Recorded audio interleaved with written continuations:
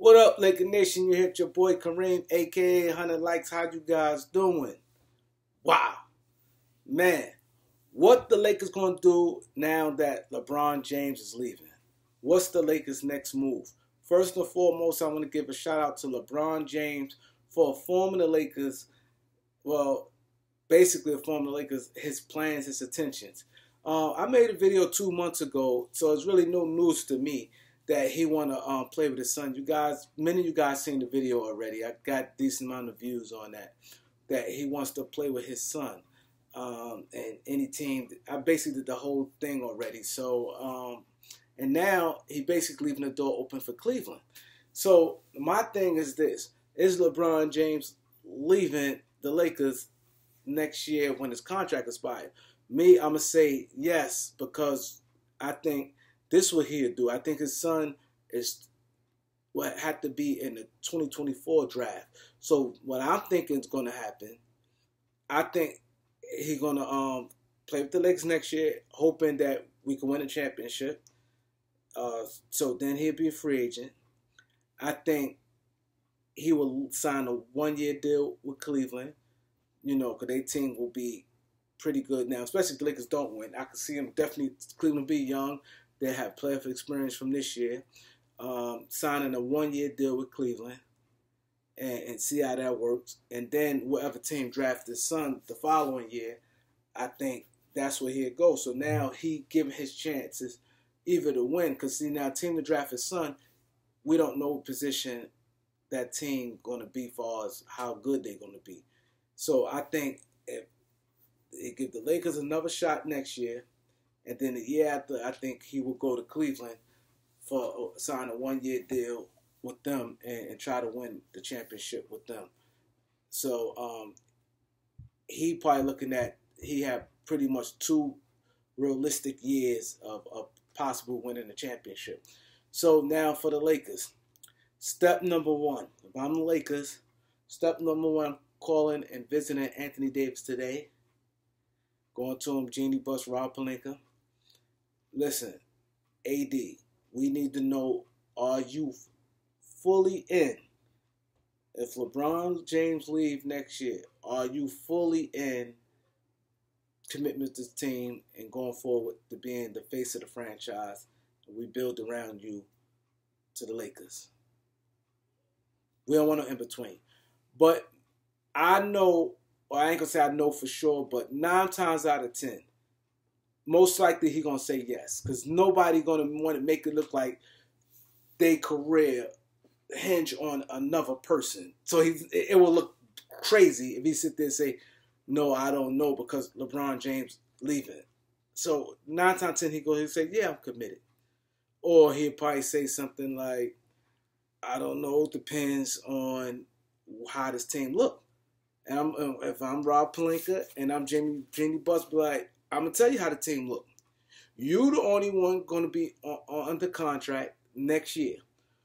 When 23 come around, 2023, June 20 of 23 come around, your $40 million will be on the books, and we will have over $80 million in cap space. And you will be the only player on the roster. That's how we're going to look. And we got the bill from there. If you will help recruit free agents, we had to do some things there. As we stand today, that's how it looks, right?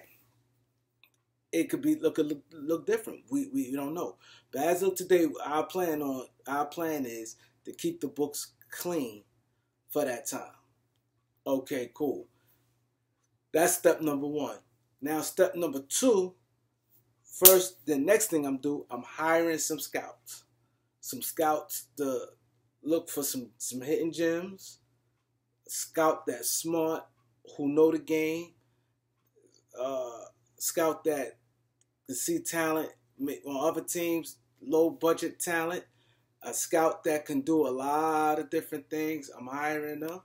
If I have to go the YouTube route or something, I'm hiring the guy to go get this thing done as a scout, right?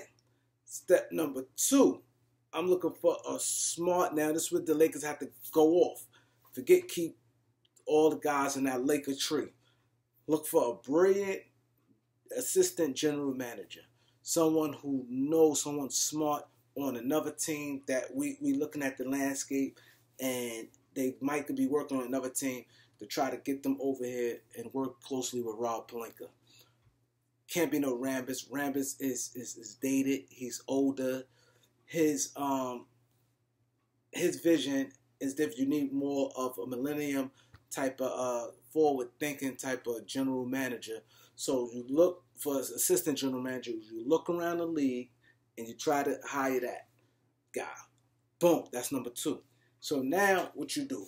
Now you go, okay, cool. Do you trade LeBron James? Because see, now that's the tricky part right there. Would do you trade him and say, I'm going to get something from him? Because you can. He don't have a no trade clause. Would you trade him? See, because now he didn't say 100% he's leaving. All he's saying with his son, and his son ain't till 24. And so that will become tricky, and it could be a major media hit. You know, so that's the decision they will have to make. So let's just say the Lakers say, okay, how about we try to, instead of worry about rebuild, let's try to win one more year with LeBron. But we cannot put ourselves in a bad position because when he leave in 23, we stuck. So what will I do? I will put together a best roster I can where they can win. Right? So now, I don't know. Maybe if you say, okay, if the way I'm hearing that they basically sticking with Russ. But let's just say if they don't stick to Russ. Let's say you revisit the John Wall thing again.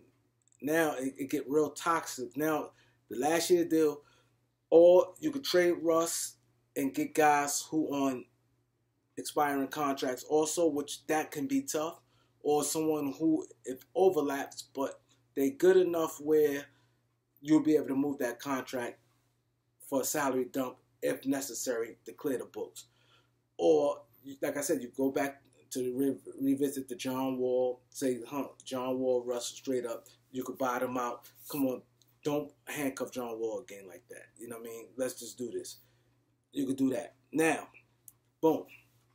Like I said, now you got to get down to the nitty gritty and say, hey, we got to get some guys with some upside, and we cannot chance it. Like I said before, minimum contracts, Moses Brown, Bo, right? The center position. A guy, now we talk to a guy like Chris Boucher, right, from Toronto, 6'9", he could play some center also. Talk to him, free agency. See if he can, he would take less money to go to the Lakers and see what type of magic could work there. Go a guy like Thaddeus Young, a veteran. Bam, try to get him on board for the minimum, the vet minimum. A guy like Josh Jackson. Hey, listen, we could build your stock up. You're on a big stage. You got Braun, AD, Russ or Wall, whoever it can be. We putting you on that stage. We have minutes for you to hit a minimum contract, which he might end up getting a minimum because he's not even playing in Sacramento right now. Boom. You have another wing along with Stanley Johnson. Boom. Okay, you do that. Or you go the route of T.J. Warren. If you're looking for more of an offensive player, a guy, a scoring machine come off the bench. Boom. Right? Then you go, okay, boom. You trade THT for Ross. Terrence Ross. Say, okay, water under the bridge. Ross contract expiring next year. THT has a player option the year after. But listen, Orlando get young. Even if it's a 3-team trade, THT for Terrence Ross. Get the veteran, the Lakers, another guy that can score, right? Boom. And then you go at the point guard, backup point guard, Kendrick Nunn to be back. Then you go, hey, DeLone Wright. 6'4", long arms, he could defend. Good, perfect third string backup point guard, right? So now your team basically looking like this. At the point guard position, you have Russell John Wall, right? The backup point, you have Kendrick Nunn. The third string point guard, you have DeLone Wright. He's a perfect. He could play some defense. He could do a lot of things. Now at the shooting guard, you got Malik Monk. You get him to re-up, and tell him about the future. You want a part of the future, and you will have cap over 80 million in cap space, so he'll be able to, excuse me, benefit from that. So you have Malik Monk as your starting two guard. Your backup two, you can have Terrence Ross. And the good thing, Ross could play the 2 and the 3. And your third string shooting guard, you have Austin Reeves. Now at the 3, you have Bron. And your backup 3, you have Josh Jackson. And your third string guy will be Stanley Johnson. Third string small forward be Stanley Johnson. Boom. Then you got Anthony Davis. Now, I know he's going to play a lot of center, so it'd be interchangeable where minutes to come. You have Melo be backing up him, and you can have Thaddeus Young also as your third guy, but he will be able to get minutes because Anthony Davis is going to play most of the minutes at the center. Then at the center position, you have Chris Boucher. He been playing well, and he used to playing big minutes right now. You have him. You have Moses Brown, and you have Bo, where them guys could be interchangeable. Because AD gonna miss some games, and now, and then it's gonna be minutes because now you pulling, it give you a versatile lineup. So with that right there, I think that will give the Lakers a chance of going right back. And because it's an upgrade from last year's team. I mean, from this year's team, it's an upgrade. You have 3 guys at the point guard position. You have 2 of them with nice size with Russ or John Wall and DeLone Wright, and you have nice size 2 guard in Terrence Ross that he can play with Malik Monk. Because if Malik Monk playing the 2, he can play the 3. And then, like I said, bring you versatility. Now, with your wings, you have Josh Jackson, Stanley Johnson, some young wings. That's 25 years old. Then you have Thaddeus Young, a veteran. That if you go small, you can have Anthony Davis, Thad Young, and Bron. You still have Melo, who still can score off the bench. And then you have them big shot blockers. All 3 of them guys. Chris Boucher is a good shot blocker at 6'9". Moses Brown, tremendous shot blocker at 7'2". And Bo, tremendous shot blocker at 7'2" also. So now your team is much better than it was last year. So now you get a chance to raise your 18th banner if you're the Los Angeles Lakers. It gives you a much better team, younger, and you got a bunch of guys on a 1-year contract, and it just put yourself in position to win now, and you could win, and you could go into when Bron leave, you have AD on the books, and some of them guys, whoever worked out, far as with you want to bring back, you could bring a lot of them guys back. You could bring a lot of them guys back if it works out, and you still have tons of cap space to bring in another star to play alongside Anthony Davis. So there you have it. That should be the Laker plan, and that's just what it is. Like, subscribe, peace.